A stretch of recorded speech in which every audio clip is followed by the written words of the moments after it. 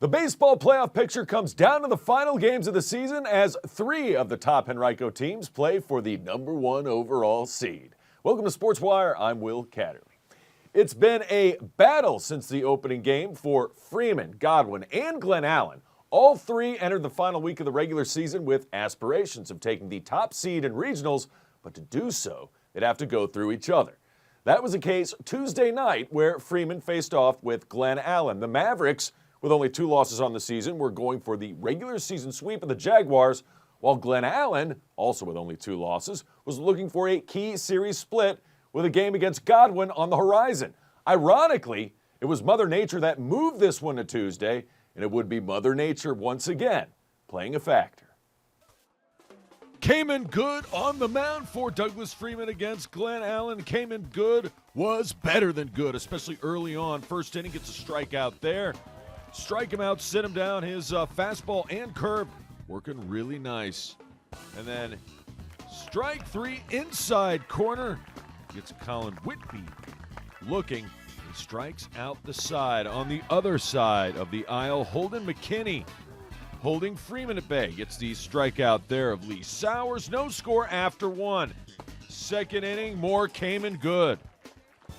Good was fantastic against the Glen Allen batters. They would have their moments, though.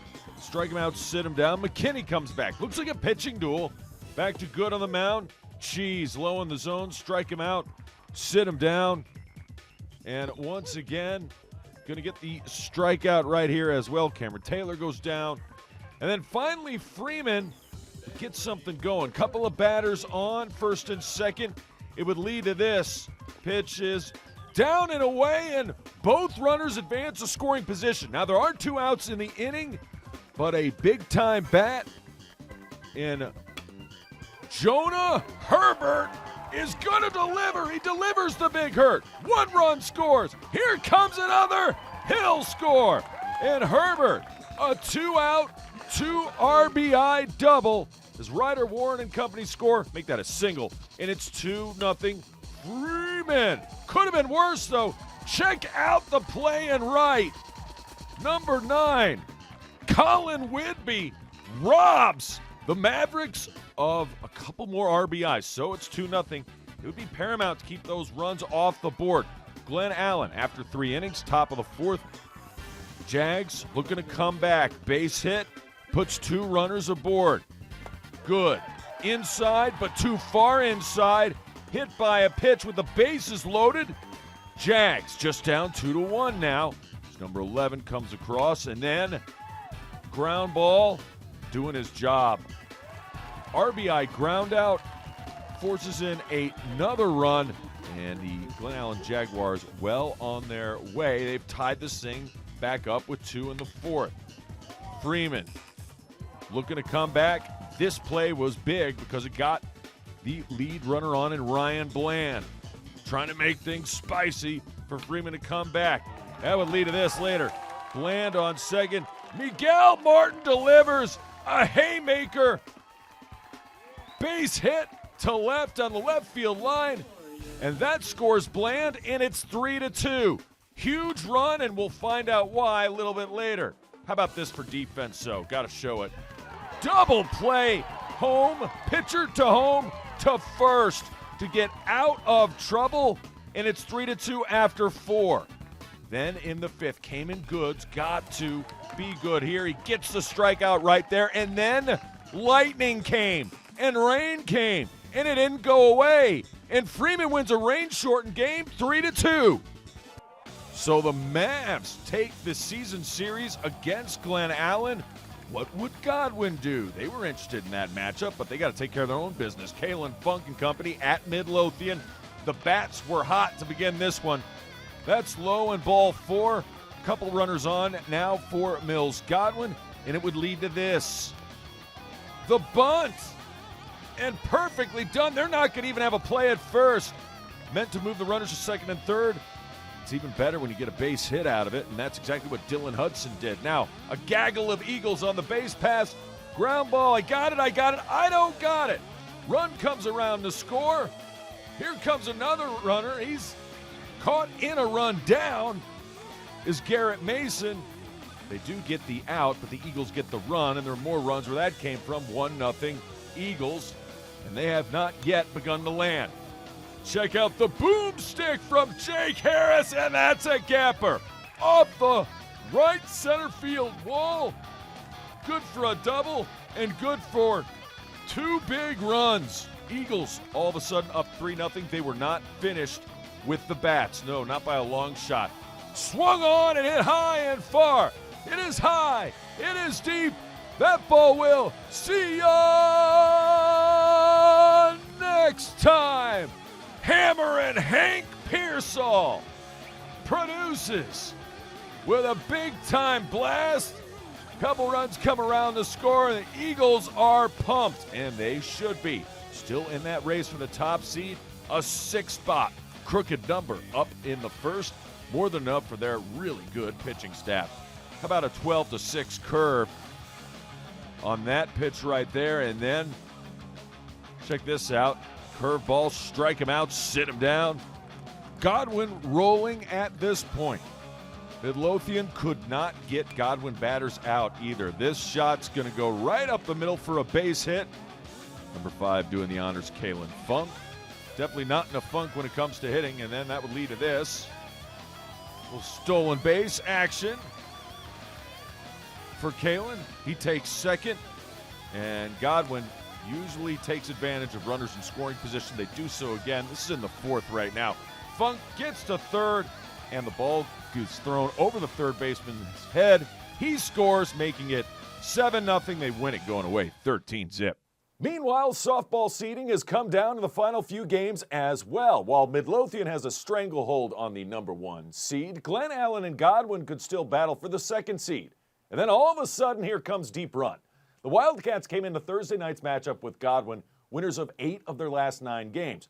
Deep Run, before the season, made a to-do list, and 2 of them included beating Glen Allen and Godwin, something they have not been able to do in years. A win over the Eagles would give them a better record than their rivals down the road and a chance for the number 2 seed themselves. And wouldn't you know it, this game's scheduled for a 6 p.m. start opening pitch. They start at like 5:50, so I wasn't there. But you know who was? Buddy Hyatt was there, and his camera phone was rolling because he's a big fan of the Sportswire show and an even bigger fan of his daughter, Maggie Hyatt, who hits one a long way, and that ball will see ya next time. Maggie Hyatt, now over 20 home runs on the season. She makes it 1-0 Godwin, looking for their 2nd win of the season against Deep Run. And she did it against a pretty good pitcher we'll talk more about in Hope Tate. Deep Run comes right back, though. An RBI single right there. Wildcats score a run as number 6 comes around to score, and Elena Collier, and it's 1-1 after 1. Hope Tate really delivered in this one in the circle. Gets a strikeout right there. More from Tate. High cheddar. Strike him out, sit him down. Tate, 8 strikeouts in this one, and it's not easy holding this high-octane Godwin offense down, but she did one heck of a job. Still tied at 1. Wildcats looking to change that. Walk puts 3 Wildcats on the base paths for this young lady. Jessica Cohorst brings in 1 with a base hit. Here comes another. She is out at home, but Cohorst delivers as her cohort crosses home. It's 2-1 in the 4th. Back to the Hope Tate show. Godwin can't keep him down for that long, right? Nice looking hit. Almost a tremendous play in the outfield, but number 24, A.G. Howe with a double, but Hope Tate springs eternal. Comes back and stops the threat with the strikeout. Deep Run still up 2-1, looking for more. Runner in scoring position. Cohorst hits one into the outfield, gets past the outfielder. 1 run scores. Here comes another. What a night for Cohorst. And just like that, the Wildcats, with 2 more big runs, all of a sudden have a 4-1 lead. Now, they're not pitching to Maggie Hyatt anymore after that first inning homer, so they walk her. So now the bases are loaded. Eagles with a chance. And the ball gets away here in the 7th. Run scores. It's now 4-2. So advantage Eagles. Still 2 outs though. And the ground ball to short. Wildcats get the final out. And they finally do it. They beat Glen Allen and Godwin in the same regular season. Hope Tate, the hero in the circle. Cohorst, the hero at the plate. Wildcats win again. They improve to 12-6. 4-2 your final. Oh my gosh, we are so amazing, and I'm so happy that we finally beat Godwin and Glen Allen. And after 4 years of losing, we finally beat Glen Allen, and I could never be happier. It's back to the softball circle when we come back. Varina takes on Henrico in an East End battle. Plus, we hit the pitch where Deep Run and Godwin renew their rivalry in guys soccer. That and more straight ahead.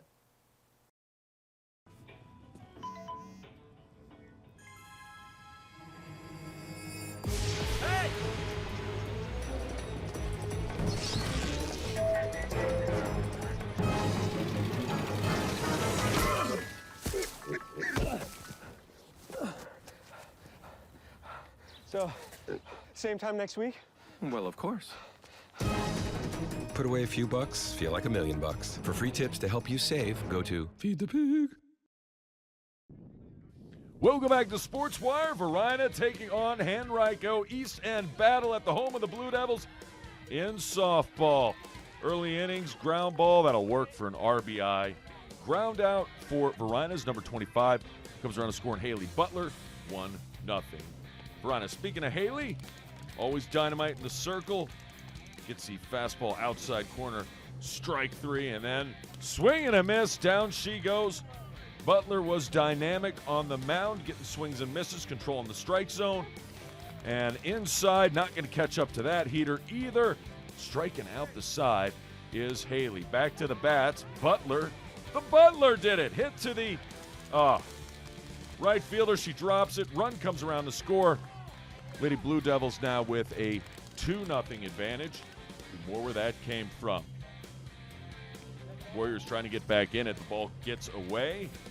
Runner comes across to score. Bases were loaded. Nowhere to put the batter. Yep, she says, "What's up?" Mary Beth Hallett scores. And then that would lead to this.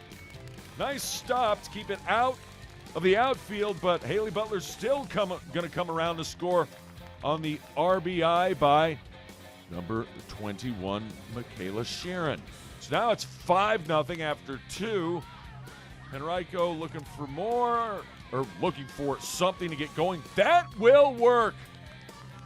Can't make the play at second. That means run comes around to score.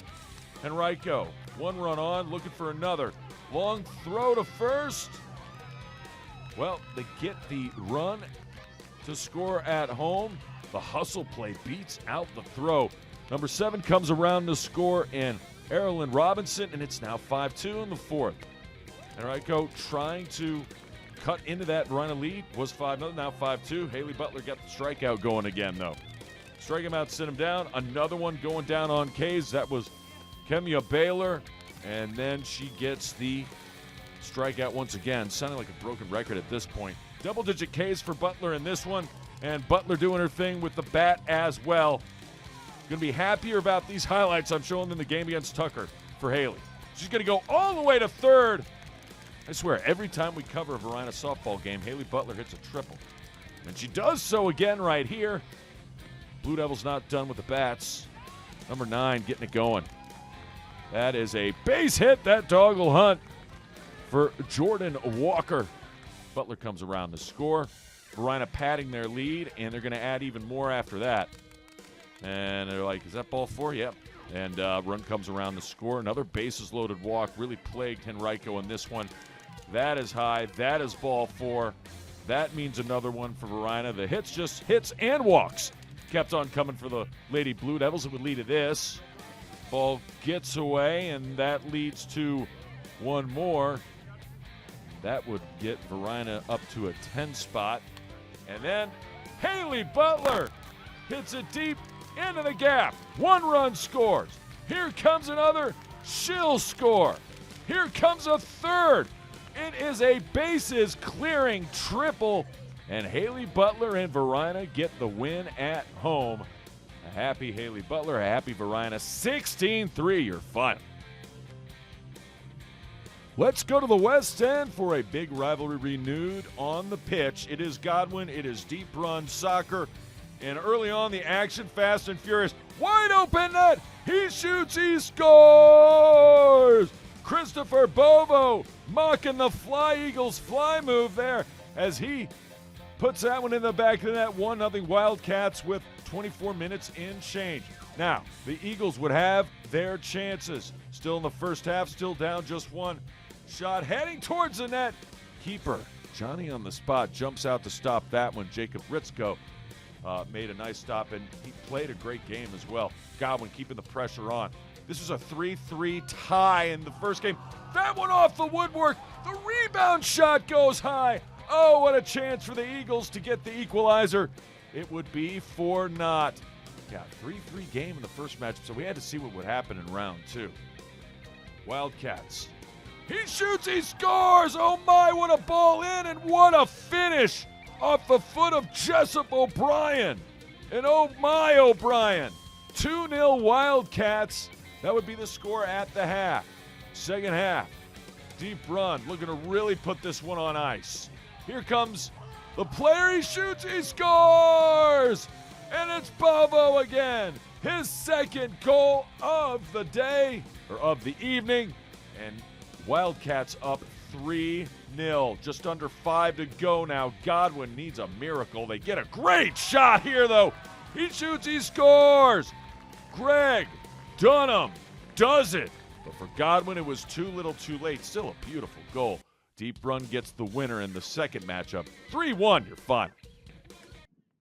Let's stick with guys soccer. Hermitage in a home match against Thomas Jefferson. TJ traveling to Hermitage. Panthers on the prowl. In this one, there were goals aplenty to go around. First half highlights, no score just yet. You saw the nice save by TJ's keeper. But this guy's going to fire, find the back of the net. Oh, it ricochets off a Vikings player, but it counts as a goal. Number 10, getting the job done. Not the last time you'll hear his name. That would make it 1-0. Off the boot of Manuel Lemus Perez to start that one. And then right away, just moments later, he shoots, he scores.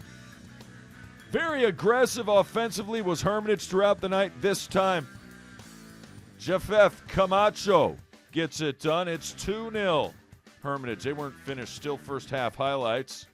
Looking for more. They're going to get more. Perfectly placed. He shoots, he scores. Ali Namati. He gets his name in the scorebook. 3-0 Hermitage, still 22 minutes and change to go. Now, TJ had their chances, and Hermitage had a pretty good keeper. Made some nice saves in this one. Gets a stop right there. Number 19 doing the honors in goal. And then that's an even better save. Great stop. I mean, that led to a TJ corner, but yeah, Hermitage defense, you got to hug your keeper after that. Same score. We go to the second half, that is. And here he comes again, number 10, beating the D and beating the keeper. He shoots, he scores. Once again, number 10 on point, Manuel Lemus Perez. And yeah, a lot of love. And then off set pieces, Hermitage was great there too. He shoots, he scores off the corner. This time number 15 doing the damage. Brian Barrientos. He shoots, he scores. 5-0 Herm. And still not finished. TJ, a moment for them. Vikings, counter. He shoots, he scores. Number 11 doing the damage, Santiago Finch. So it's a 5-1 game. No clean sheet for Hermitage. But they do have an answer on the other end. He shoots, he scores on the corner. Once again, Anthony De La Rosa. Anthony with the goal. And just like that, Hermitage takes the goal right back. All Panthers in this one, and still not finished finding the back of the net either. Keeping it going, and Oh, put a little spin on it. Everybody's scoring in this one. This time, Japheth Camacho puts Hermitage in firm control. They win this one going away. 7-1 your final. Well, with big baseball games against Godwin and Glen Allen, the Freeman Mavericks did not want to have a letdown at Tucker. Highlights are on the other side, and Highland Springs celebrates some spring senior athletes making their commitments to play at the next level. That's next. Todd's a great guy. I mean, look at him. What a sweetheart. Attaboy. Wait, Todd, what are you doing? How totally selfish and un-Todd-like of you. Come on, Todd. Come on, man. Welcome back to SportsWire. Little bonus baseball for you. Freeman at Tucker. Freeman fresh off a win over Godwin. They had Glen Allen coming up. Tucker sandwiched in between. Could be a trap game. I've seen Tucker in years past come up and beat some really good teams. So, got to take it serious. You've got to deliver. And they would do just that. Runners at first and third. That dog will hunt. A few errors not working out the way of J.R. Tucker. And then man of the hour, number 42, Jonah Herbert with a hit. He is safe at first base. The motor on Herbert beats it out. Another run comes across the score in the form of Lee Sowers. Freeman putting up a big crooked number. This is a big hit right here in the first. That time it's Cross Kingsbury. 1 run scores. Here comes a second. He will score. And Kingsbury, king for a day, at second base with a 2 RBI double to his name. Still batting in the first. Nolan Rail rocks one to right. That's an RBI as Kingsbury comes across. And just like that, the Mavs in business and on their way. Overlooking nobody here. A pinch runner for the catcher in this scenario. And then it would lead to this. That dog will hunt. Ryan Bland making it spicy. Pitcher thought it was gone. It's off the wall. Run comes across to score. And Mavs have a huge first inning. Putting, as he is the pitcher, Mr. Bland, they put 7 on the board. Touchdown and the extra point is good in the first.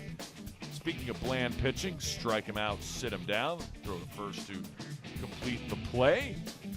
Bland having a much more comfortable afternoon than his evening was in the 7th against Godwin, trying to hold the Eagles offense at bay. And he gets 2 out of 3 via strikeout. And then next inning, Freeman going to score some more runs. Hot shot to left. 1 run scores. Here comes another. 2 runs plated on the RBI double by Nolan Rail once again. Just rocketing the ball everywhere. 10-0 at that point. Now, I will say this. Tucker had no give up in this one. They kept fighting. Base hit here. Going to score a run. Number 17 comes across the plate to score. And that would get the Tigers on the board on the base hit by William Cranian. And then another shot right back where it came from. 1 run scores. Here comes another. He is safe at the plate. Tell you what, it was 10-0. RBI, 2 RBI triple for number 2, Rhett Boyer. It was 10-0. They scored 4 straight. Freeman came back with 3. That's as close as Tucker would get. And the Mavs get the win. Without further ado, I'd like to welcome down our spring sports athletes of 2023 who will be signing. Big signing day at Highland Springs. You heard athletic director Harry Lee Daniels. 10 signees for spring. Everywhere from track to softball to baseball. You had Prince Bobonnier going to Randolph College. Nerel Blake, Virginia Tech. Track athletes right there, and big crowd on hand as well. First signing day that Harry Lee has actually done. And you can tell Nerel Blake going to Virginia Tech. She's even got the Virginia Tech on her jeans.